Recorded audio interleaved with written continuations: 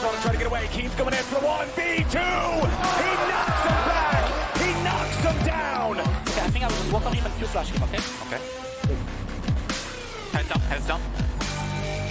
Nice jump. Nice. And her flash. Huge. And Bwipo does nothing. Shockwave on 2 won't matter. Inspired's about to bleed out. Chovy's dominating, and Kiin won't stop. Double kill. Gen.G will not go quietly into the night. They do not want to repeat the drama of 2023. We're not that far in the future yet. And, well, they have to look into the near future because Game 5 is coming. Either of these teams are on the precipice of, on the one side, one of the biggest disappointments for the LCK ever, and some of the biggest NA-phoria on the other side possible for FlyQuest. And Gen.G had to pull out some trump cards, you know, the Kiin Sante, the Canyon Nidalee. They're pulling out all the stops here, Shocks, and we wouldn't want it any other way but being pushed to an epic game number 5.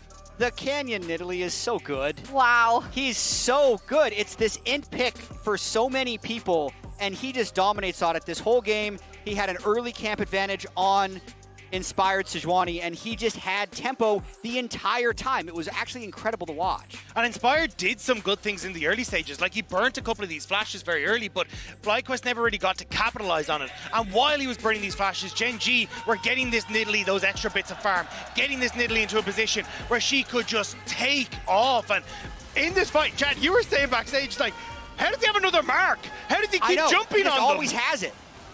Canyon And dead.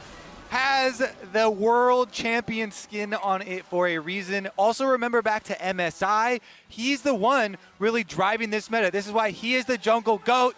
He can pull it out and just control the map. It's so nice how they set it up for Gen.G's game plan as well. It's not, you know, just individual play, but then they keep on using that plus the Ash arrows to get these picks on side lanes, constantly pushing FlyQuest around and making openings for themselves. I wish we were synced because How about then we this could energy, though? Yeah, and I think it's so interesting because right before I asked, we've been so many times at a Game 5 where we couldn't help but dance and shake, but it was when our team pushed it to 5. It's just, the momentum is so different. And it's the weird thing about emotions versus logic, because emotionally it feels worse to lose Game 4 going into Game 5, which is why I'm having a hard time getting super hyped, but logically, it is better for FlyQuest. It is much better for FlyQuest to have lost that game. They've won their blue side game already. They're going to be able to get it back again, and it does give them an upper hand at the start of this final draft. And that's the thing, if you look at it, apart from that one red side game, every game that has been a victory this series has been on this blue side.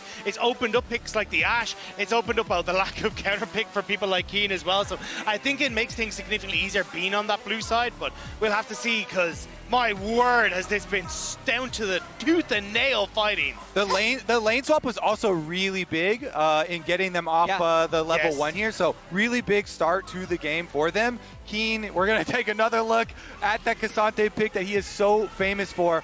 The key here is that both Massu and Busio use their key spells right before in front of the tower. That is the knockup from Rakan and the arcane shift from Ezreal. And so Kiin says, you cannot use both of your dashes right in front of my tower. He punishes immediately and shows them why his name is synonymous with this champ. And that's what I was going to say. This is the champion he has so often made his name on in the LCK, taking over on this pick. And you're seeing the moment you mess up, he will pounce. He understands so much about how this champion operates, the damage it can output, and how it can take you down. Oh my god, I know we have vested interest. I mean, you guys as LCS representatives have, of course, but for neutrals, I mean, we're getting such an amazing best of 5. You can see it there, Lauren G-Sun on stage, and Jat, bring back, you need to huff it again, I think. You need to bring it back. I mean, we and already I got put something the for whole you.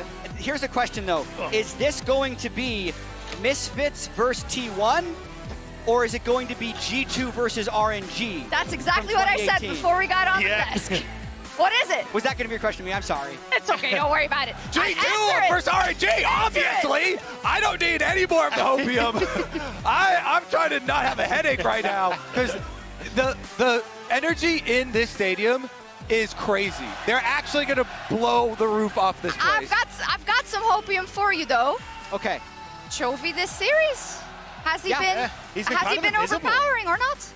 I think he's been pretty invisible. I mean, the fact you saw this Silas come through, he had 18k damage, didn't really do anything particularly much. Even this game, yes, he had some moments, but this game was about Kiin and Canyon taking off, and I think there's been moments where he's shown, but like, Chovy's not CSing great. Quad has had good matchups into him, and yes, he has some decent KDA, but like, you look at that damage percent, it is other people that are on this team that are really stepping up to make sure they come through. And for someone that is supposed to be the best mid laner in the world, for someone that has continuously stepped up for Gen.G, for someone that we saw raise that title at MSI, this is not a championship winning performance. And against Quad, their friendship, them coming up together, the fact that this should be a done deal, but the fact that Quad is saying, no, even in lane, I will go to toe with you. I will hold my ground in this series. That is such an insane story.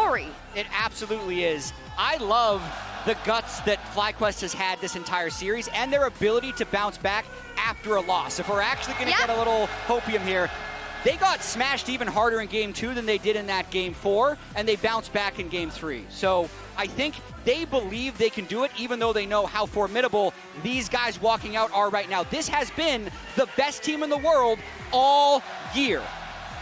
I want to see what FlyQuest can do on blue side, not being locked into Yone Aurora bans here. The draft, we've been talking up this draft so much between these two teams. We know they are both creative. We know they both can still pull out surprise picks. 2,191 days ago, it was that Cloud9 set aside a Freak of Freaks. LPL hadn't won Worlds yet. Chovy's debut year was at Griffin. Bwipo was a rookie, and now they could do it. Chat, I mean, what would it mean? It would mean absolutely everything. It would be massive for the LCS because FlyQuest is the representative, but they have spoken themselves about how they are only able to be this good because of the competition they faced within the region. They have confidence, they have great mental game, they look calm onto the stage, and if anyone's gonna do it, it's gotta be them. And you know who is on that Freak of Freaks lineup? Kiin. Same man that is sitting there right now. Hey, this could be another one of those moments where the LCK just cannot match up against North America. Oh my gosh, and we still have a minute. We're not even done yet, but we've used up all the hopium. It's unbelievable, I have to say. Also, just kind of the manner in which they're playing, right? And it's for Gen.G, the stress is so high. Can you imagine coming into this matchup the way they have? Can you imagine, you know, being knocked down a peg for the summer finals and saying that is not going to happen again? Our eye is on the prize, because if this roster can't win Worlds, who can? Well, you're about to fly out in the quarterfinals. Time for FlyQuest to channel some KT energy. How about that? I love it.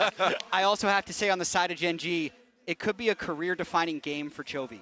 If he wins, people will forget about it. But if he loses, falling short 2 years in a row in the quarterfinals of Worlds while coming in as the best player in the world would be disaster. It's the year of the duck, baby. It's finally arrived. And I was going to say, for Gen.G, like, the stumble in finals, I was trying to get shaken off. Oh, but they beat Hanwha again. You don't get a second chance here. This is it. This defines your entire year for Gen.G and is the potential for FlyQuest to have the biggest upset we have ever seen in League of Legends history. Emily had a really good quote that she said yesterday when she was on the desk. This is why we watch Worlds. I think it is very applicable to this moment right now. Absolutely. This is why we watch Worlds, and this is why we're going to watch that Game 5 and hope that FlyQuest bring it home. Welcome back, one and all, to the final game in the final quarterfinal of Worlds 2024. No one expected FlyQuest to be able to push Gen.G, a team that has experienced utter dominance for the rest of the year, to this level. But here we are. It is the edge for both teams. One goes to semifinals, and one has a long flight home. I mean, it is so much pressure in these final moments. The stories that will be told about these teams will be defined completely by this game. It's an interesting parallel because you gentlemen, it could be a misfit situation where you fell just short, or it could be a G2 situation where you can ride that glory home. It's fascinating to see is the Nidalee taken away from Canyon, respecting that jungle pick. Yeah, we have the Nidalee targeted towards Canyon. We have the Ivern targeted towards Inspired. We have the general ban of the Ashe that has been crushing this series, and the general ban of the Aurora, although it is unusual because, again, it's FlyQuest banning it on blue. Now the question is, what do you ban here? Are you going to leave Yone up? Are you going to continue banning Jax, as they have been quite a bit in this series? Are you willing to take the Yone? You know, that becomes the question. Gen.G, do you ban out Skarner? Do you ban out Yone? Do you ban out Seraphine or Amumu even? Okay, so it is actually Amumu, so they're banning instead the pocket picks, and they're looking for a trade. And the question is, do you have to take Yone to deny it from Chovy, or is it okay to take Skarner? That is the biggest question right here. Gen.G is saying, you can't play Yone. You won't play it. We'll take it. Will FlyQuest? They do. FlyQuest will answer the challenge. They will lock in the Yone. Gen.G's prepared for this, though. They've already banned away the Amumu. They're locking in the Skarner, and they've paired it up alongside the Smolder as an answer. We saw this in the Swiss stage as a means to deal with the Yone because of the scaling power of the Smolder. But if you can get ahead early, you can quickly shut that Smolder down and its ability to farm up into the late game. Now this is going to be so interesting here. Quad is a player that has made his career playing control mages. That is what he is known for. He has really not played a lot of Yone at all. He has played it only 3 times his entire career. Oh, the Fiddlesticks! But he has not lost on it. Fiddlesticks in Game 5 against Gen.G. I mean, we used to see this when he played on Rogue back in the day. It was a rare pocket pick available for Inspired, and they needed an AP jungler, so they bring it out here in Game 5. Kalista for Massu. FlyQuest are throwing everything into Game 5. You can criticize FlyQuest if you want, but you cannot say they lack confidence. This team knows no fear. And I hope all of you at home can hear the crowd here in Paris roaring with Let's Go FlyQuest, inspired by the underdog story of North America's first seed against the Titans of the LCK.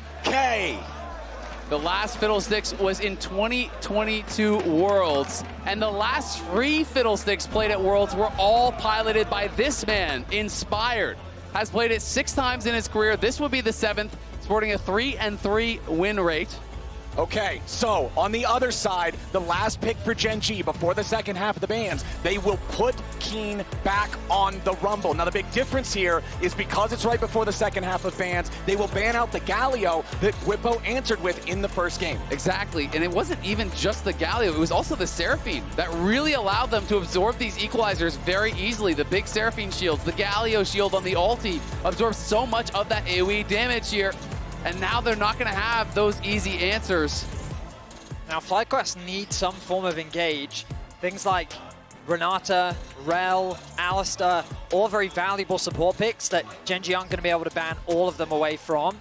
They will remove the Rel, meaning that Leona, Alistar, Renata kind of become your key engage supports, because right now FlyQuest, they have great follow-up, but they need that initial CC to start off the fight. Exactly, and that's why I don't think you can go Renata for FlyQuest. You know, even though it can be a really powerful 2v2, A, you can get lane swapped on, and B, you need the primary engage so that Yone and Fiddle can follow up afterwards. There's a part of me that's thinking Bwipo might go on. I mean, it's an old school pick for him, but we'll see what direction they go, especially in the event of a lane swap. I think there's a world where it can navigate its way through the early game. Oh, Ziggs for Peyz, something that domestically few teams will let him have. This is a champion that, remember, was all over the bans earlier on in the tournament, and now it is locked in for Peyz and Gen.G. And it's another champion that has some of that mobility. You can use the satchel to try to disengage, to try to create that space. But there are these clear targets here for FlyQuest for their engage. Will he go for it? Sett against Rumble top. I think that's just a cheeky hover, surely. All right, Massu, we already saw the fiddles, I think he's going to lock it.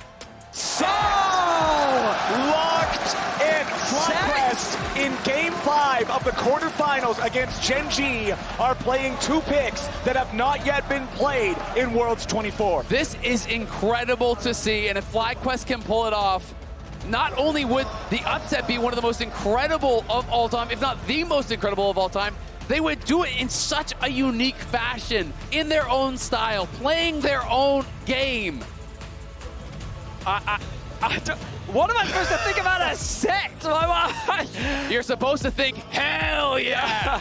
The Maokai going to be the final lock-in for Lehends, going towards the bot side of the map. So much utility on the side of Gen.G. The Maokai ultimate, the root, the ultimate from Canyon, the wombo combo capabilities of Rumble plus Ziggs, the team fight comp, the scaling from Gen.G is very real.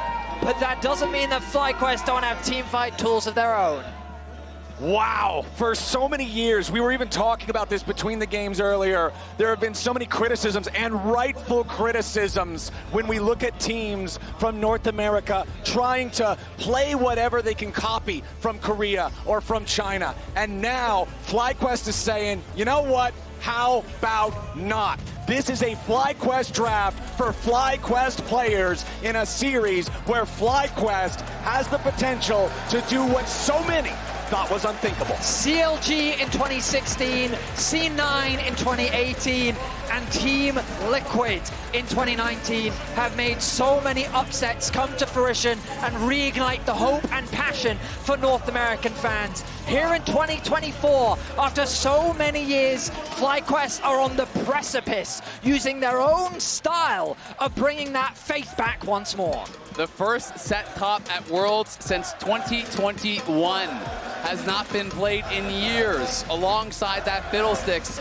This is not something Gen.G will have prepared for. This is not something Gen.G will be familiar with. But you look on the other side, Rumble, Skarner, two of the most common champions in the whole tournament. The question is, does that give FlyQuest enough of an edge, knowing the matchups better than your opponents will? It's so fascinating because this is the style of comp that you'd be seeing in them domestically. This is the playoffs type of Gen.G that we saw from the LCK.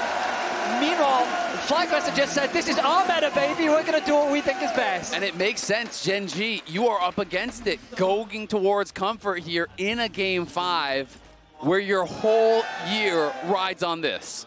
Exhaust for Lehends. That'll be very useful against the Fiddlesticks. Yep. Inspired also with a Summoner's Spellbook, though. That's something we don't see a lot of it these days. We'll have to keep an eye on when he changes those spells and what they become. It isn't something you see a lot of, and something that I have actually seen in the past, watching some Fiddlesticks one tricks, is for key fights, they can go over to cleanse. You can cleanse Exhaust. That's a good idea. So you can actually play, in a way that is pretty surprising. But Fiddlesticks, one of the biggest things about this champion is you need to maintain vision control. Yes. You have to be surprising your opponents. You will always be getting reacted to if you are, on vision, if you are on wards. So controlling space, controlling fog is massively important. And we'll see if they can do that against Gen.G, who is known as one of, if not the best macro teams in the world, is an expert at stopping that sort of play. Well, here we go. We're getting into it. The laning phase. Nice knockback. Exhaust already expended. Yeah, Massu hit with that Summoner spell means FlyQuest will just accept that as a win. No lane swap, importantly, in this fifth and final game. All right, Azael, I'm going to rely on your expertise here. Do you know much about the Sett Rumble matchup top lane? I mean, Sett is just really difficult for a lot of melee matchups because you can walk forward. The E and the passive autos do so much damage. It is very difficult to deal with him, in these early levels. I do think Rumble will struggle if you get in these committed trades. For Rumble, it's going to be about keeping distance, using the Electro Harpoon to slow him down when he pops the Q to walk forward, and just looking to scale, looking to not get caught into a full-on team fight. Well, that wave is a bit of a horrible spot for Quad. Yeah, all the rough. Minions are just at slightly awkward HP, which means he's going to lose a lot of farm there. This is kind of the idea behind the Smolder. You can easily stack up against the Yone, and you can just kind of bully him out of the laning phase. At a certain point, it will be possible for Quad to win out on the 1v1 trades, but in this early phase, he's just going to have to accept the futility of the matchup. Exactly, and remember, it's not just the last hits for the stacks. Every time Chovy hits Quad with that snot, it's another one of these stacks. It's more acceleration towards those critical breakpoints for making sure the Smolder can become that insurance policy Gen.G needs it to be. And Chovy is just making this a nightmare for Quad. He is playing past the minions as far as he can up, without getting hit by the tower. Every single time you're going for a minion, you're getting autoed and then you're getting queued. When you back off and you're limited in where you can go, you're going to get hit by the W. It is very difficult for Quad in this position because he needs to get as much farm as he possibly can. He's falling extremely behind, and it is only 3.5 minutes in. I mean, this is Chovy at his best, dominating a lane. And this is what he needs to do. We've talked so much about how Chovy considered the best player to never win Worlds, considered potentially the best player in the world right now, but always coming up short in these big moments. He's got to step up now when it matters. Look at the potential dive in top lane. That is a mega stacked wave, and Inspired has made his way back towards the bot side of the map. Yeah, Bwipo, though, respecting the potential of that, he's not contesting the wave. He knows it's pushing towards him, so you don't need to step up in that spot. You bounce the wave, it'll stack and push to you, so stay under your tower. And Sett is notoriously hard to dive because of the Haymaker. You absorb all that damage, you put it right back around on them. And so they can't look for it. They only really could have gone for that play if Bwipo overextended, and he didn't.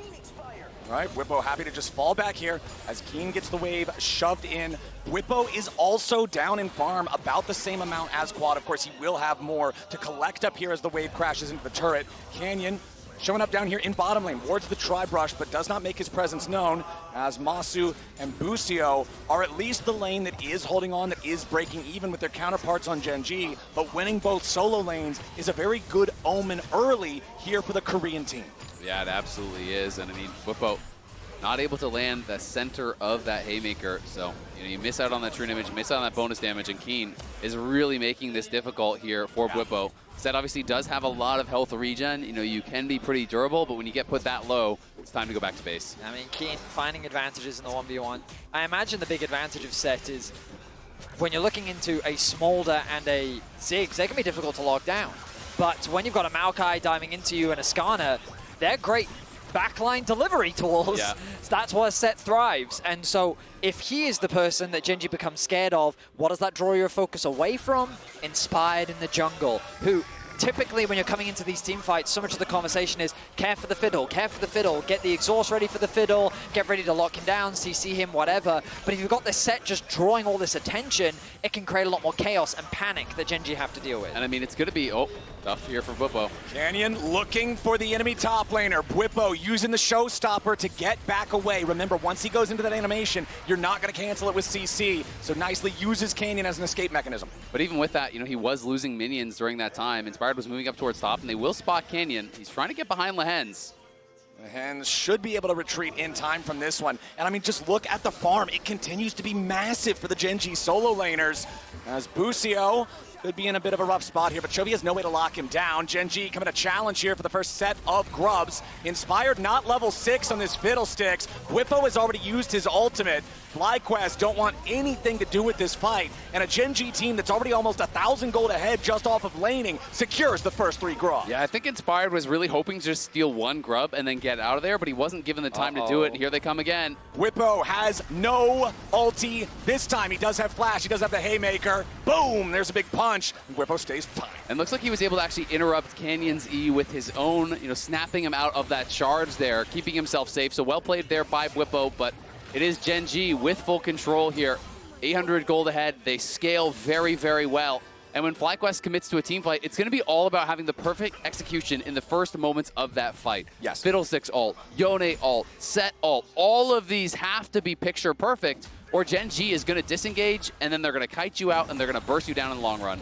All right, here we go again. Lehends and Peyz versus Bwipo, using the Haymaker early to try to nullify a lot of the upfront damage. Bwipo exhausted now, flashing to try to get away. Canyon coming around from the side, expect the impale here from the Skarner. Bwipo with beautiful footwork to get away from the 3v1. I genuinely thought Bwipo was dead there. He didn't flash until the exhaust came through to create enough space between him and the bot lane of Gen.G.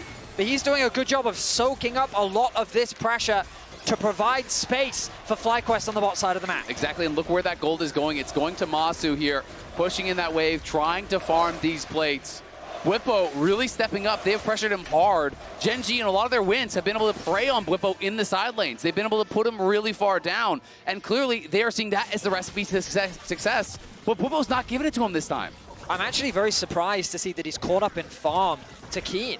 I'm curious as to what Kiin was doing in that window because I wasn't keeping track, but the fact that that gap is closed, Bwipo was able to get a bunch of waves on top sides, And I guess Kiin was at risk of getting dived, so he must have been zoned a lot with that high V investment from FlyQuest on the bot side of the map. Because I was getting worried for FlyQuest. The thing about their comp is it's exciting. It's cool to look at. The idea behind it is good, but they're conceding a lot in the early game. They don't have a lot of tools to really contest. And that's why Gen.G is very quick to find these advantages. So finding that punish on the cross map to deny Kiin that farm and experience is crucial. It absolutely is. I mean, it's so important to be able to stay relevant, to stay close in gold, and they've done just that. They're only down 300 gold at this point. You can see Inspired has actually spellbooked over to Ignite, so he does not have Smite right now. So he is trying to look for some sort of a fight. We'll see if he can find it during this window. Canyon up top again, this time finding his way towards Busio and Massu, who have swapped up to this part of the map, but it's not going to work. Busio is level 6 now, Unbreakable Will available on the Alistar. We're talking about wombo combos a lot for FlyQuest in this composition. Part of that includes Fate's Call from Massu, throw Busio in there, the Bowling Ball of Destruction, the original Kalista buddy in the Alistar to try to, again, have that massive AoE CC. But back on Gen.G's side, they've still got a pretty even state in terms of gold. They're still stacking on this Smolder. Quad, again, going to be safe, but under pressure from Canyon. And quietly, we have to note, Inspired is creating a pretty big farm advantage. It's been Canyon nonstop looking for these plays, but not really finding them. And Inspired is just farming away, farming away. Fiddlesticks can be such a threat in these team fights. You find that good ultimate, you can decide the whole game for yourself. All right, the thing I'm still looking at, first 3 grubs did go the way of Gen.G. That was back when Inspired was still only level 5. We'll see if FlyQuest can secure any kind of a neutral objective for themselves now, as the second set of grubs is not yet alive, but the Drake is still around, that first spawned Drake, and that's going to be Gen.G's property. Canyon will take it no contest. Being able to secure those grubs would be a big deal for FlyQuest. I think that something worth noting is, as Zale has mentioned so many times this series, FlyQuest are willing to show restraint. If they feel they're not strong enough to fight, then they will just concede the objective. And to their credit, in the games that they've won, they've been more than happy to do that. They've fallen behind before, and they've leveraged their strong team fighting to claw their way back into games. So the fact that they find themselves at these deficits, sure, is a little bit concerning. It's understandable, but at the end of the day, they're playing for the fights. They're playing for the 5v5. Exactly, I agree completely, Vetty. And I think it's so interesting when you consider that it wasn't that long ago that there was this narrative about North American teams at Worlds that would do nothing and then just lose the game. You'd get outplayed in the one fight where you have a shot and then the game would be over. FlyQuest is changing that narrative. FlyQuest is showing that, no, you can go toe-to-toe with these teams in a 5v5 if you draft correctly, if you play to your win conditions, if you execute on a high enough level, you can take on Gen.G head-to-head and beat them. And right now, that head-to-head is still very close. A few hundred gold, favoring Gen.G overall. Still about a 10 CS lead here for Kiin over Bwipo. Still about plus 25 for Chovy in the mid lane. 125 CS here on this Smolder. Just a little bit over 11 minutes into the game. Stacking up a storm. We'll see hopefully so soon whenever we can get an update on what that checkpoint is. I assume he's got to be getting close to 125 Flowers, now. here comes the fiddle. Okay. Inspired on the approach, but he is going to walk over a ward. The Sapling's going to see him there as well. So stack update, Chovy at 120 already here. Okay. 11 minutes in. That is a ridiculous pace. He's going very fast at this point, and it is just going to speed up and speed up. I mean, hasn't purchased any CDR, so to be at that point is very impressive. FlyQuest, though, over on the grubs here. Gen.G moving to potentially contest. Inspired, working on all of them. He can use that W to drain them all down. There comes Mom, but FlyQuest look like they're just going to secure all 3 grubs. No Void Mites for either team in Game 5. FlyQuest is grateful for the leash. 2 ultimates invested, and easy secure from FlyQuest. You can see the idea there from Gen.G. Use those ultimates to try and steal, but great patience from FlyQuest to resist the urge to lower the HP enough to allow the steal. Exactly, no panic there. And Quad, yes, he is behind, but the disadvantage has stabilized, and he got a call, and it's about to cash out, and that's going to eliminate actually a lot of this goal disparity in the mid lane. So, yeah, you know, Quad hanging on, you're laning against Chovy, it's range versus melee. Of course, Chovy is going to be very far ahead, and now with that call cashing out, he is dead even. He is down less than 20 gold behind Chovy, so the mid lane lead is nothing. Which is crazy, considering he's, what, 30, 25 CS down? Call's not bad. Yeah. Works out, works out. The gold itself for the entire game is now also back to dead even between the sides. We've talked a little bit about it, but I want to revisit it. Canyon has been all over the map. He's been making trips to mid. He's made a lot of trips up to top, but it hasn't resulted in anything yet for Gen.G. We are 13 minutes into the game, gentlemen. 45 seconds left on the clock till plates fall. No kills. And this is the game 5 we wanted. No early snowball from either side. It's going to come down to the 5v5s that we wanted to see. And we talked about it in draft, this old school draft, which is kind of what defined the previous patch's meta on the competitive circuit, into FlyQuest's meta. A meta where they have been experimenting, exploring, and deciding for themselves what they think the strongest champions are on the patch. And I truly believe this series, this game, could be something that completely changes how people perceive draft, how people perceive champion strength, and how people perceive the meta going forward in League of Legends. If FlyQuest is able to take down Gen.G, utilizing champions that no one else is playing, doesn't that just mean that people are not evaluating champion strength correctly? Oh yeah, I completely agree. But it does come down to winning. If you get close, that doesn't get you semifinals. People can wipe it away, say it's a fluke, it's a couple games, but you couldn't seal the deal. The narrative shifts so dramatically right around the win versus the loss. It does. At the end of the day, people remember the results, not the nuances behind them. And North America don't want to be in a situation where they were close. They want to be in a situation where they can hold their hands up. I mean, they should be proud of this performance regardless. But to get a win would be, I mean, as many have already said, one of the most historic, if not the most historic upsets in world's history. We brought it up in game 1, but to remind everybody, or to let you know if you weren't there for it, it was all the way back in 2020, the last time that a North American or European, a Western team at all, took a single game off of a Korean team in a best of 5. It was all the way back in 2018, Cloud9 versus a Freak of Freaks. That was the last time that North America beat a Korean team in a best of 5 series. That is 6 long years ago.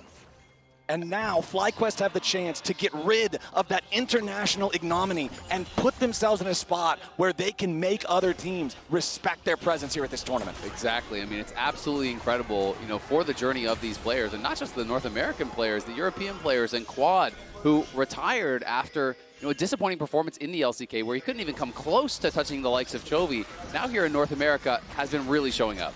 Okay, FlyQuest are starting up the Drake, but they're doing it on top of a ward. Busio is going to clear out the control ward from Gen.G in the banana brush on approach, but it looks like Gen.G is not interested in contesting this Drake. FlyQuest going to take that one. 0 stacks on the hard steal so far from Canyon. He is, of course, only recently bought it, but Gen.G are conceding these objectives. The gold is swinging into FlyQuest's favor. Blade of the Ruin King, double on the side of Quad and Massu. These are big spikes for both these champions, and now the side lane becomes a lot scarier for Chovy. And it is going to be a Chemetech Soul here on the table.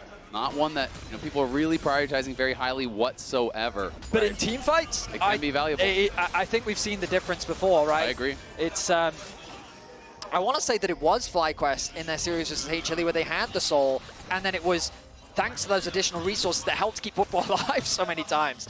But point is that 1-to-1 in Dragons right now. Yeah. No first blood. We have to be approaching. No one's pinged me in my ear yet, but we have to be approaching the longest first blood of worlds. I think it already is, because I remember in an earlier game it being about 13 minutes in when we were called for the longest first blood at Worlds. Well, they want Quad. It's going to be TPs coming in from both sides. Fate Sealed arrives, but he buffers back through the Impair with a soul unbound. Mom roars in. Quad is low, but he ain't dead yet. Kiin's in trouble, but he turns it back around. First blood over to Chovy, and Gen.G get their moment. An intense play that's not over yet. Lehends trying to jump in now and get a little bit more. Busio. Oh, he's so very close to death. It was nearly a 2-0 for Gen.G. A nice dive initially from Gen.G, but the response was a snap TP from Bwipo. Quad executed so well, utilizing the E to create space, a really quick ultimate onto Chovy. I thought that he was able to outplay, but Kiin's Rumble ultimate swung the fight in Gen.G's favor. I mean, that was incredible from Quad. I want to see it one more time. I mean, he used the E to immune the Skarner ult. He nails the ulti in onto Chovy, snap back, immune Skarner ult, played it incredibly well. I didn't see quite what happened with Busio when he flashed forward. I'm not sure if it was a failed combo or if he did get disengaged on. I kind of want to see that one more time because there was so much going on in that little moment. Well, I have now just been informed, yes, that was the latest first blood at this Worlds. Game number 5, slow and steady. Both teams all too aware of everything on the line in this one. Chovy continuing to stack up down here in the bottom lane as Inspired will move up and look to secure the Rift Herald for FlyQuest. I think that, Bwipo needs to be careful, doesn't have the ulti available. Does get a nice stun there onto Canyon. Haymakers the rest of the wave just to get rid of it and make sure that Gen.G have to back up. So as this objective is going down, we'll do a very quick stack check. 212. 18 and a half minutes into the game. Back in the mid lane, no! Massu caught out of position. Peyz and Lehends getting the kill in the FlyQuest carry. That was the missing flash. Lehends forced his, his cleanse. He forced his cleanse down on that bot side around that skirmish. This time, uses the flash, flashes forward, catches him out with no cleanse. There was no shot for Massu to get out of there. And that's 2 quick towers secured for Gen.G. Bottom mid going their way. They forced Bwipo back. And Chovy, I mean, I think 1 more minion. Okay, he's 2 stacks off the 225 mark. So, I mean, Gen.G very quickly finding an advantage here as we enter the mid game. Yeah, but still, the game is very close. It's not even 1,000 gold between them. It's just 900 and change there. Gen.G do open up the first real lead of the game, but FlyQuest well within distance here to make their mark on this, and we're going to have to find out. Will it be a fight around this next dragon? That's going to be spawning in 120. The Baron obviously active here in just about 30 seconds, and this game is really ramping up in pressure. I really want to see FlyQuest get a good setup around this dragon. A minute's time, they need that setup to find the good fight. Remember, their siege, it's really hard to siege against a Smolder and a Ziggs. These champions can stall for days, so finding good fights, securing objectives are going to be crucial to find an advantage in this game. And I feel like this Smolder is just working out so well for Chovy so far. The game being so low octane, just giving him all that room to farm. You're talking about a player who is known so well for farming that if you have Chovy farm, it means you're farming way more than you ever should. He's already at that final stack mark before 20 minutes into the game. He's already on Trinity Force plus Muramana. This guy is set up to be the carry, but inspired with the ulti out of the wall, immediately into the showstopper coming out from Bwipo. Busio jumps in, and Chovy is down. Quad goes with the paint seal, looking for Canyon now as well, but he's going to have to snap back here in just a moment. Gen.G's mid laner finally caught. Farm as much as you like. FlyQuest will take the kill on him anyway. Looking to set up for this tower on bot for the next dragon as well. The rewards do grow, but Chovy's up in 20. We'll see if he wants to do anything on the map with this TP, because for now, it's Gen.G heading out towards top lane, looking to take some more gold as the response. The biggest downside is that the kill went onto Busio. 500 gold into the Alistar, not optimal, but you'll still take the kill. Bot lane tower secured. I'm surprised FlyQuest chose not to go for the Drake, but ultimately it just ends up being an exchange of towers and a big kill onto Chovy. Worth pointing out here too, interesting itemization. We'll talk about it after we do the replay. So, Inspired, sitting in the brush, managed to make his way in here. Look at how long this little dragon is terrified for. He then gets CC'd by Bwipo into the follow-up from Busio, securing a quick pick. Nicely done there from FlyQuest. The thing I wanted to point out, the 500 gold that you're talking about the Busio got did allow him to complete his first item. He has the Abyssal Mask on the Alistar because you're up against both a Rumble and a Ziggs, and this is going to amplify the damage of the Fiddlesticks in the middle of the fight. Absolutely, and even the Smolder does some magic damage in there, plus there's the Maokai, so I do think it's actually a pretty effective buy. The question is it better than something like a Locket? Hang on. Guys, we have FlyQuest going for a Baron sneak. Gen.G are none the wiser. So they have to be suspicious, right? Peyz. No, but look, they shot off the Scryer's Bloom. Okay, finally, Peyz gonna throw the Mega Inferno Bomb in there. Can they finish? They've got the Baron down to about 5,000. FlyQuest going from an insane Hail Mary right now. Kiin going into the pit as now the teleport's gonna come out from Chovy. Bwipo is already dead. Kiin's looking to take Inspired out of the picture now too, but Kiin's gonna die. Inspired also drops. 2 for 1, favoring Gen.G. FlyQuest went for the crazy play, and Gen.G are ready to punish. A double kill for Chovy. Church is in session. Everything falls apart for FlyQuest The idea is so good. While Gen.G is setting up for the Dragon, they can steal away the Baron, they have the damage, but they get spotted out. Peyz reads the play, and the response from Gen.G was way too fast. I really wonder if the vision plan on top side actually kind of tipped them off. You know, I know that they realized then people are up on that top side. I think the idea from FlyQuest is you hit the vision plant and they say, oh, they must just be clearing out the wards. They're checking if it's there. But I do feel like immediately once that went off on the minimap, Gen.G started moving up towards the top side. And I think that might be the deciding play here of this 5th game. They get put so low by this Ziggs ult. They're tanking the Baron. Kiin gets the equalizer, and he just goes straight in on him with the blast cone. That control ward as well to allow for the TP. So much damage done by Kiin alone. He forces the stopwatch out from Inspired, and then he ends up dropping. And then remember the stacks. Oh, the blast cone gets hit as well, knocking Massu back in, allowing Chovy to get a double. That blast cone was massive. I don't think they were expecting Massu to flash over the wall and be in that spot. So I think it was Quad that hit it, trying to blast himself into a better spot to make a play. And instead, Massu goes back into the river, and now Gen.G with a 4,000 gold lead. It's 23 minutes into the game, and they're bulldozing their way to the FlyQuest Nexus. The bottom lane inhibitor turret falls. Bottom lane inhibitor next on the menu. Bwipo trading back a tier 2 turret up in the top side. Yeah, I mean, the wave clear for FlyQuest is really, really weak here. You've got Kalista, you've got Yone and Sett. These champions cannot deal with the Baron Siege, and that's why they've made the choice to just try to play through sides, try to get gold back elsewhere. For now, they are down just above 3,000 gold. It is still within striking distance, but the problem becomes Gen.G have full control of the map. Gen.G still have the Baron, and one more bad fight could be the end of Worlds for FlyQuest. The game was so quiet, so calm for so long, but that's the problem with those Hail Mary plays. If you drop the ball, all of a sudden you are staring down the barrel of terror. Over the wall though, go Inspired and Quad. They find the pick onto Kiin with 2 ultimates. I mean, it's a good pick for FlyQuest. These are the type of plays they need to be finding. They can't afford to give up just yet. They're still too close to that spot in semifinals to reign in the towel. 3K now the goal difference, still 3 minutes away from these objectives. Quad getting that kill is also very valuable, as this Yasuo can be a turning point in the game. Yeah, Yone definitely very strong in these sorry, later Yone, stages. my apologies. Chovy, though, Same family, you're good. has the QSS now, gets that much harder. He's approaching that rapid fire cannon as well, as Canyon will live this, but that is the Sterix being procced, and now FlyQuest getting corralled a little bit here. Yeah, Busio flashing over the wall, trying to make the play on Canyon, but he wasn't fast enough to get the headbutt the other way. Lehends coming in, trying to help him, but Chovy's ready. Mom's already been summoned. Canyon's low, but he ain't gonna be killed off here just yet. And already Quad bites the dust. FlyQuest again overextending, looking for their way into the back line, but a double kill over to Chovy. Bwipo's gonna die next.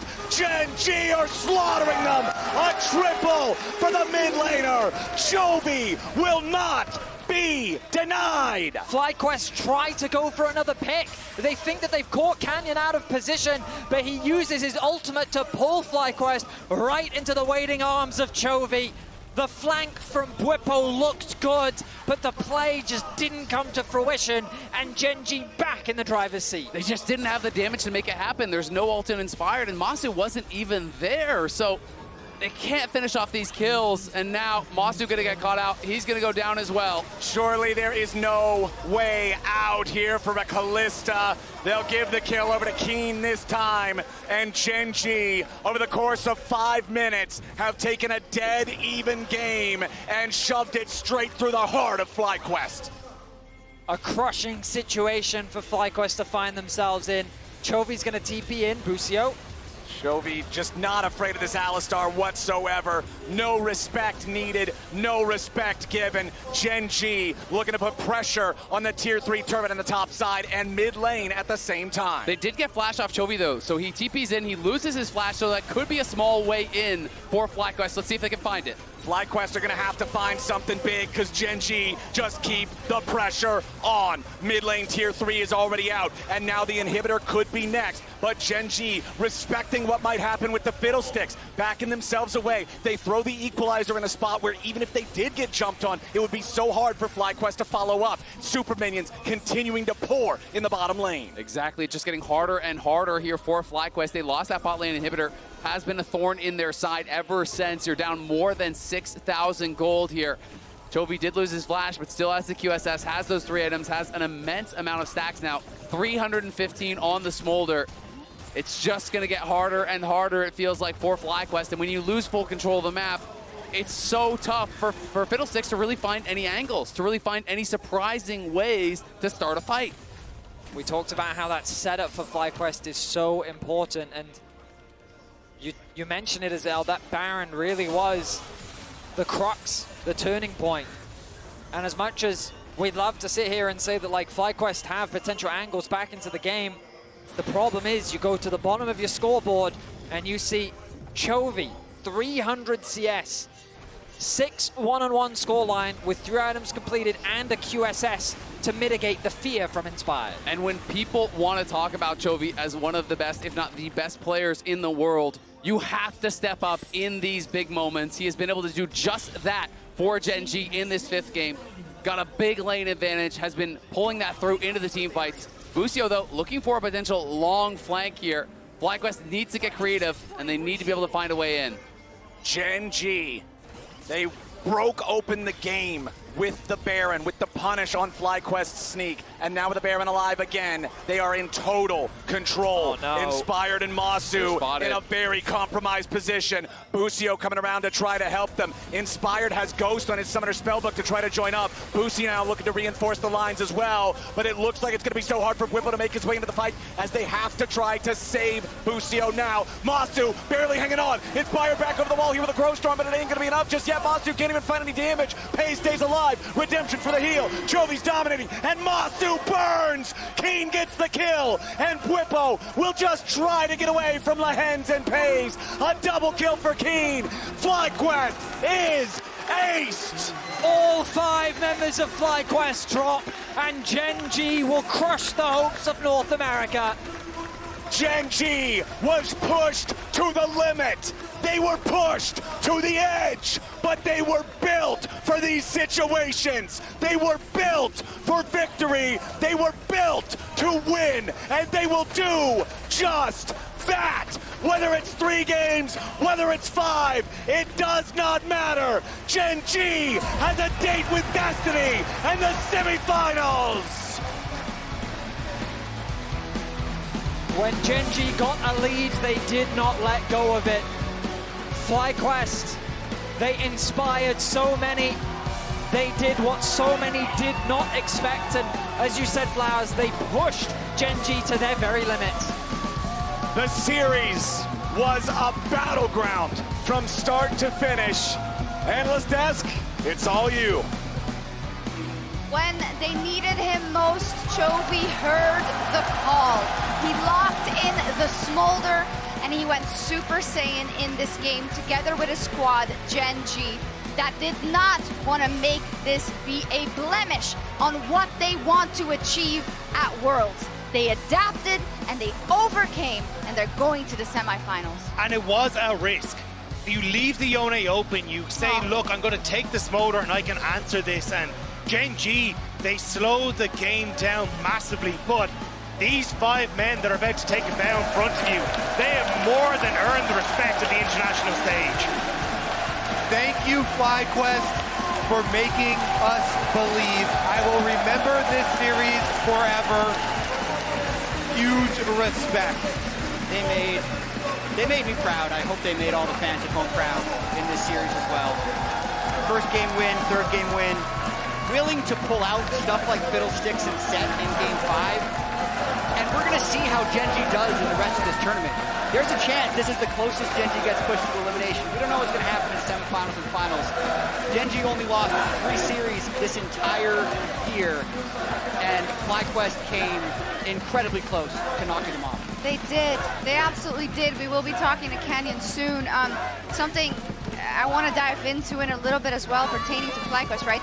These are the kind of performances because of the way you have approached these best of fives versus teams that you're never meant to beat, like an HLE, like a Gen.G, that inspire generations and inspire a region and the young talent in a region that is waiting to step up and which Massu, Busio are a part of, right? And I think that's beautiful, but like, oh my God, I wish they could have just finished the game 5. But you know what I mean, right? I know the feeling because it got down to the game 5, but I'm still so proud and so happy for them. Like you say, Massu here, he run Rookie of the Year. He is still a rookie, and he is shining so bright. I love what FlyQuest have done with this roster. The growth that we have seen from them over the course of this year does inspire a lot. And Gen.G, they're not done yet. Like, their sights this entire time have been set on finals, have been set on winning, and that is the direction they're going. Yeah, I mean, for FlyQuest as well, it was them playing their game. They never bowed to anyone.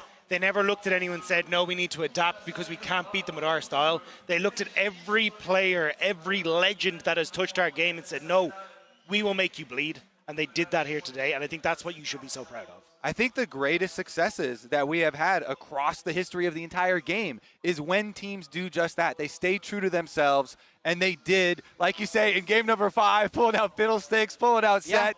This whole tournament, FlyQuest refused to follow the path that other teams were taking. Still the youngest team as well. They're the youngest team. Busio, super young. Quad, super young. Inspired is shockingly young despite all his success and his experience. So they're going to feel really rough about this one. But they pulled out all the stops. Look at this. Seraphine, Kassadin, Nunu, Sett, Fiddlesticks.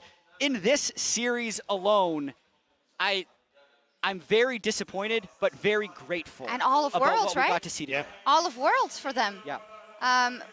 We're just waiting to see if the interview with Canyon is ready as we, Massu. It was such a fun ride, though. Everyone sounds so depressed on this. What the hell? I'm still, it was such a fun ride to go on. And you have to have respect from the other perspective of Gen.G, seeing all these picks come their way and seeing the things that FlyQuest were trying to do in this series to throw them off of their game, to put Gen.G up against that, choker narrative again.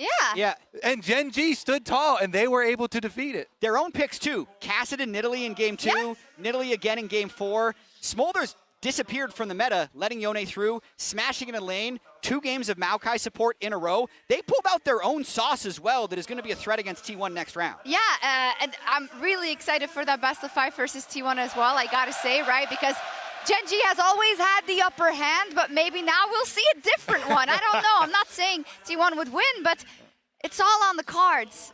And what doesn't kill you makes you stronger. Gen.G are going to be stronger because of this. 5 games out here with the audience. They've talked about it. Multiple players have talked about it during this tournament. We're going to talk to Canyon on stage. Quelle série incroyable ici. Messieurs, dames, du bruit pour Canyon et pour Gen.G, vos deuxièmes de finalistes. Canyon, thank you so much for joining me. Jason, thank you so much for being with me as well. Je pense qu'une première question qui s'impose ici, c'est comment on se sent après 5 games comme ça, après avoir été poussé dans ces retranchements par l'Amérique du Nord.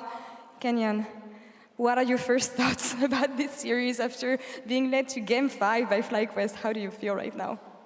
정말 5세트까지 가는 접전이었는데요. 지금 드는 생각이 궁금합니다. 소감이 어떠신가요?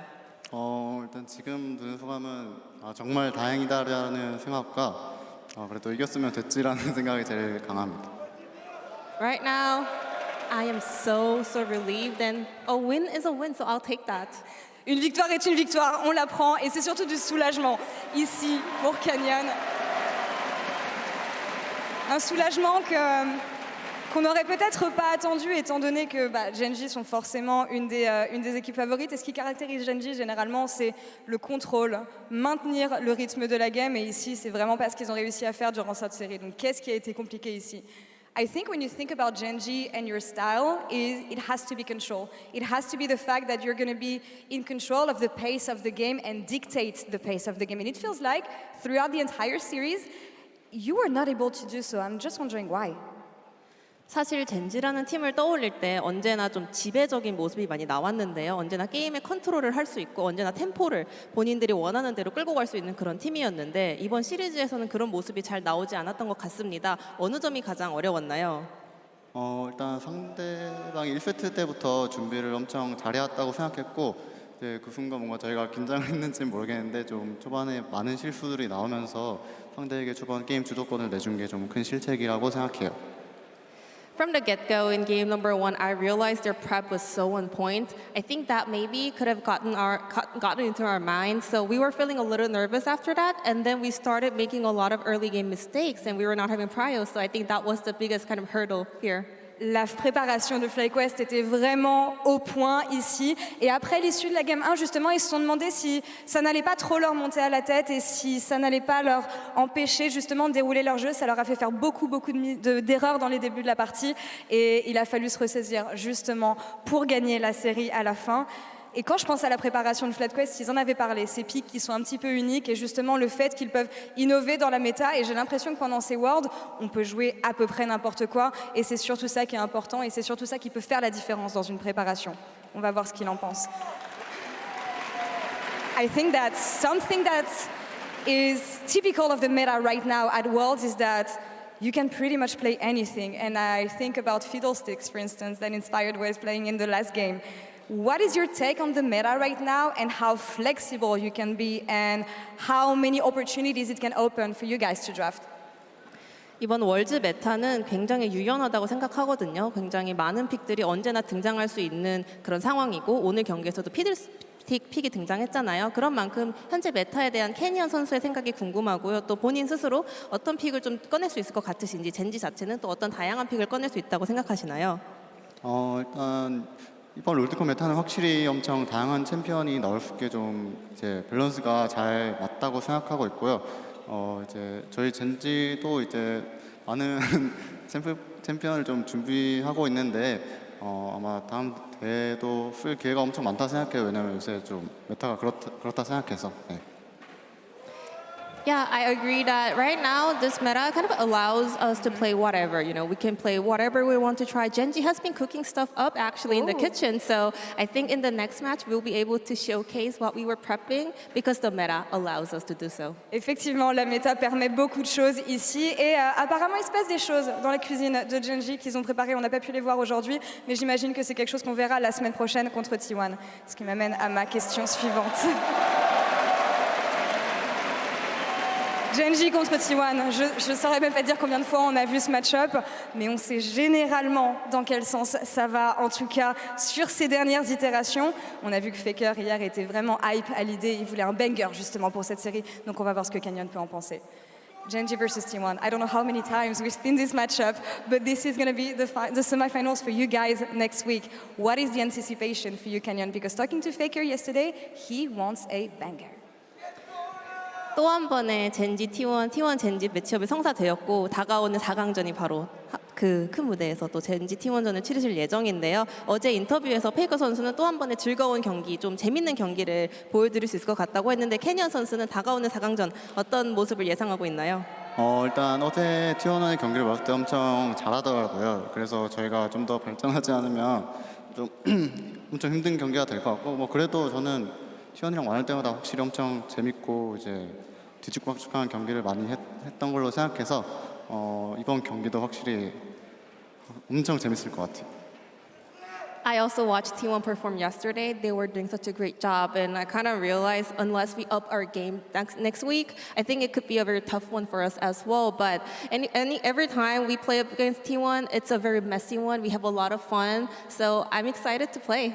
C'est toujours le bazar quand ils affrontent T1. C'est toujours des moments assez mémorables. Et quand il a regardé T1 jouer hier, il s'est rendu compte qu'ils étaient très très très forts et qu'il va falloir vraiment qu'ils s'améliorent justement pour arriver à leur niveau la semaine prochaine. Je ne peux pas le laisser partir sans qu'il vous laisse un message. La journée a été longue, la série a été longue. Donc est-ce que Canyon a un message pour vous? The atmosphere was amazing today. I don't know how much you felt it, but people were cheering for you, cheering for FLYQUEST, cheering for anyone, cheering for esports. Is there anything you want to tell the French fans today? 그리고 오늘 현장의 열기가 정말 대단했습니다. 젠지를 뜨겁게 응원해주시고 플라이도 뜨겁게 응원해주시고 e스포츠 그 자체를 사랑하는 마음으로 모두가 엄청난 에너지를 보내주셨는데요. 혹시 현장에 계신 팬분들께 그리고 시청하고 계신 모든 분들께 한마디 부탁드려도 될까요? 일단 오늘 경기장에서 응원해주신 분들 그리고 이제 시청해주시는 분들 정말 감사드리고요. 여러분들 덕분에 저희도 이렇게 큰 경기장에서 재밌게 게임할 수 있어서 저희도 정말 즐겁습니다. 그리고 다음 경기도 잘 준비해서 꼭 재밌는 경기 보여드리도록 하겠습니다. 네. 땡큐.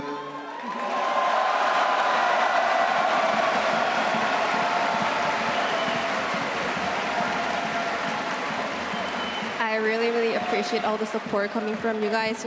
Thank you for coming down to support us. Also, thank you for watching online to support us.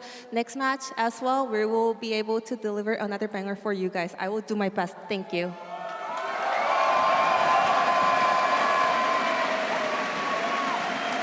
Il fera et ils feront de leur mieux la semaine prochaine et il est éternellement reconnaissant du soutien que vous leur avez tous apporté aujourd'hui. Paris, encore une fois, pour Canyon et pour Gen.G, s'il vous plaît.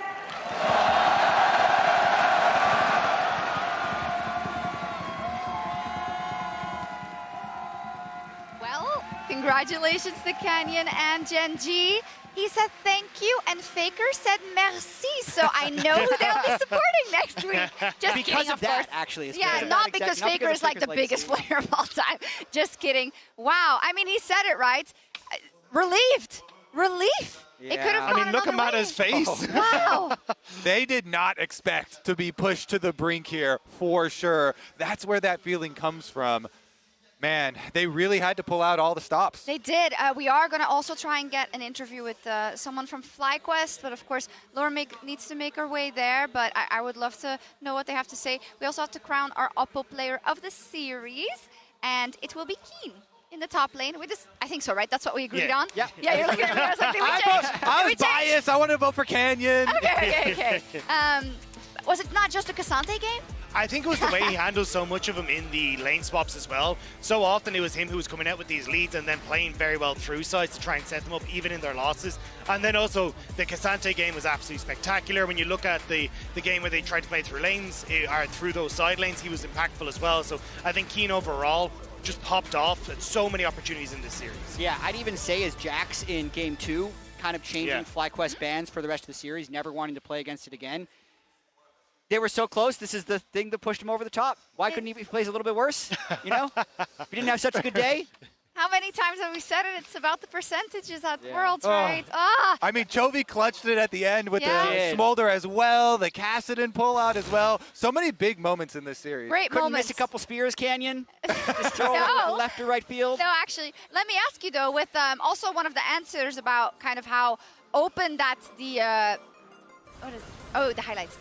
How open that the meta has been and how open it is, like with that fact, right, of all the quarterfinals played and how open the meta is and how you could even pull out a Kassadin if the time allows. Who of our remaining teams are best equipped to make the most out of that? The bracket, could we get the bracket? I mean, I think T1 is also very well equipped for this. Yeah. because let's think. If teams actually look at FlyQuest and say, this is the type of drafting that can counter what was the traditional meta, it's going to be super exciting. I'm trying to think. Look, maybe, wait. I mean, I think BLG are also up there. Knight has a plethora of champions he can bring out in the mid lane. Like, he was domestically incredible on the Silas. He started off as an Echo one trick. He has, like, so many other picks he can also bring to the forefront. So I think that's definitely something alongside Bin, just kind of hitting all your meta staples in that top side as well. I hope that this series just makes every next series be bananas with all kinds of crazy picks. This just is kind of... Soraka! This is the first domino, and everyone's just going to go crazy with all these counter picks and, you know, specialty ones. Exactly. They have a lot of time, too, right? There's 5 more days where they can actually cook some stuff up, and we saw a little bit... No, it was reminding me of your tweet of, like, nothing. That you are Well, now here. you gotta say it! Yeah, where you were like, first it's where's the music video, but I don't want to bring it back up. We are here. We are here. It's 5 days until Is this semifinals. not safe for broadcast or what? What is going on? But you know why? It's good because the teams will cook more. Yeah, it is, I think. Having the space between quarterfinals and semifinals is good for teams to be able to prepare to have meta development throughout the tournament. But I think the answer actually is T1. Because they were the team that cooked the most last year. They have a huge amount of experience. Keria loves to play weird stuff. they're one of the teams that can flex Yone to the top lane successfully as well as they did in their qualifying match against KT. So I think they actually have a lot of flexibility that they can. But I think Good answer. I think it's not even the point. Like the fact that you've got so many different takes on each one of the roads to what you think the quote-unquote meta is insane. Like when you look at that first, the Hanwha series, you end up with a whole heap of Sylas is the answer, Sylas is everything. We're first picking Sylas. But then when you look at this series, it's which Ashe was not in at all. Then you look at this series, Ashe is mega important. You look at picks like the Jax that have become super important. There's so many niche scenarios on your style. I think you just no idea what way it's gonna go. Or how about this? Okay. Weibo T1 final, T1 3-0. No. I'm kidding. We saw that last year. Wait a second. I've seen this before. That sounds good world It was here. a great world. What wasn't great, it sounds like a really messy segue, I'm sorry, but we do have Inspired standing by for an interview with Lore to say goodbye.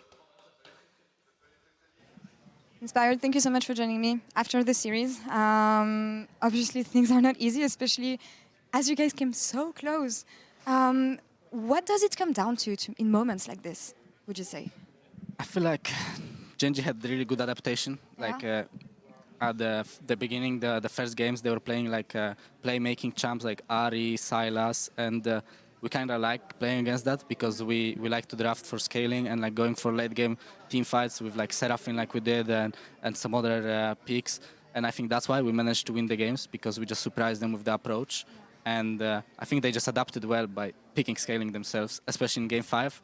Like, we didn't really predict Smolder at all. Like, honestly, when they gave us Yone, like, we are not sure what they are preparing, but we didn't really think about Smolder that much.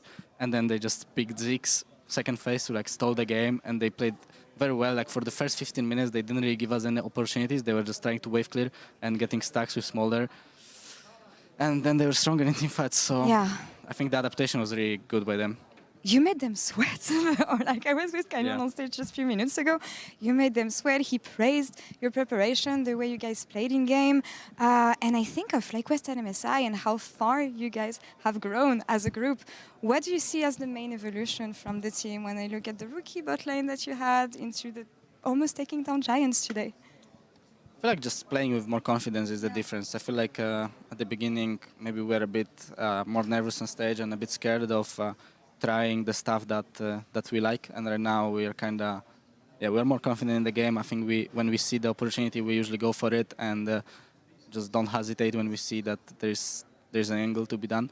So I would say experience is the biggest difference comparing to the beginning of the year.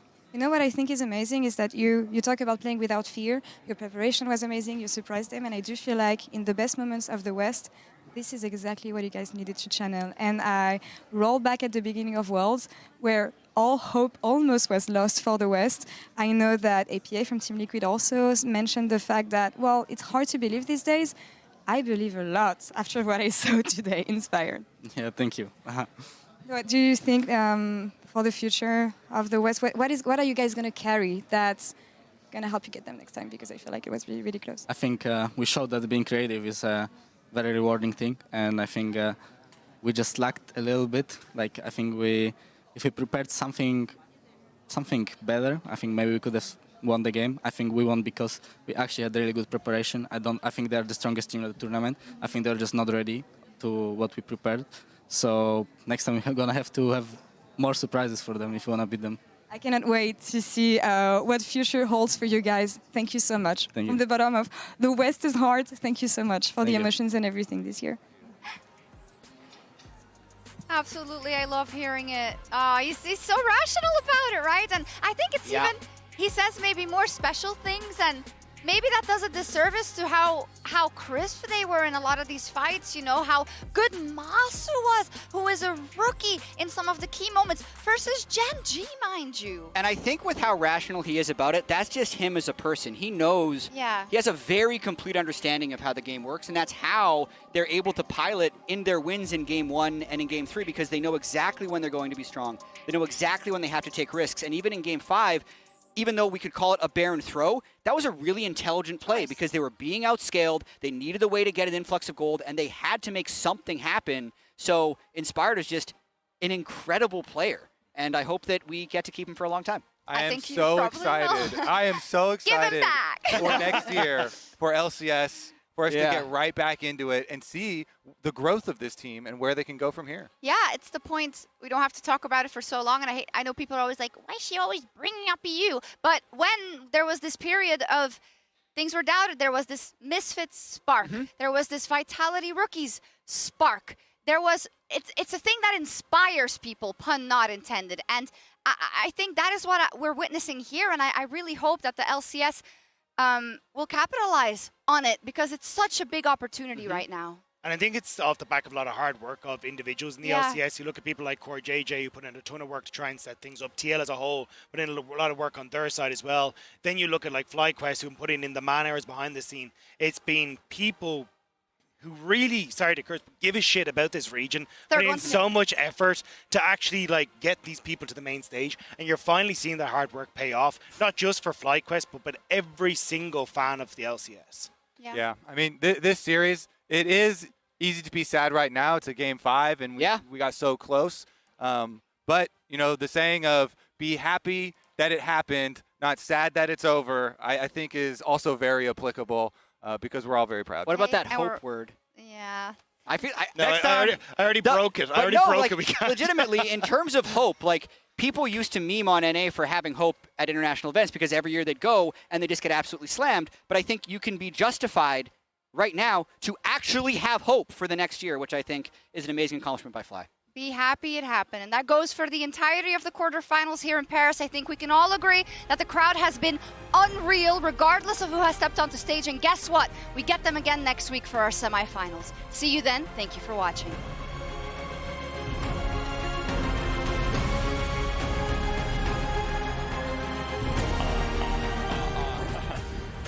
Are you Blitzcrank Quad? No, it's just Korean style mic check. Oh. Blitzcrank is Korean? Yeah, I think so. Immediately engaged, coming up for Busio. First blood of the FLYQUEST, and Chovy is down. Terrapin ulti roars over the top, and Gen.G has lost. Ivy, see that. I'll play team. I want to flash in, okay? Ziggs knocked up. Ziggs, no flash, no cleanse, no flash, no cleanse. Dead. Arena play, go mid, no? Yeah, we can go mid. Lehends gonna lead the way. Bwipo trying to stay alive. He's barely hanging on as he flashes out. Peyz trying to chase him down. It's first blood back over to the Ash. Peyz shifts forward. Busio and Massu still fighting, still fighting. Double knockout. First blood over to Massu. Double kill over to Massu. It looks kind of wrong. Okay, that guy entered. Okay, maybe. I'm blocking. Yeah, looks good. One by one. Front to back. We win here. Yeah, you can hit, guys. Just hit. You can hit. We aced them. Holy He damages him with the grenade over the wall. Chovy's death is going to be certain. It is going to be delayed. And FlyQuest just found their moment. Let's do it. Holy. Talk about a crowd gap. Massu going to be forced to use that first summoner spell to try to get away. Kiin's going in for 1v2. He knocks him back. He knocks him down. Okay, I think I will just walk on him and Q flash him, okay? Heads down. He and Bwipo does nothing. Shockwave on 2 won't matter. Inspired's about to bleed out. Chovy's dominating, and Kiin won't stop. FlyQuest again overextending, looking for their way into the back line. But a double kill over to Chovy. Bwipo's gonna die next. Gen.G are slaughtering them. A triple. Man. Sad. Yeah. My bad last game, Jelly. No, it's okay. It's my bad too today. Nice try, guys. This is what you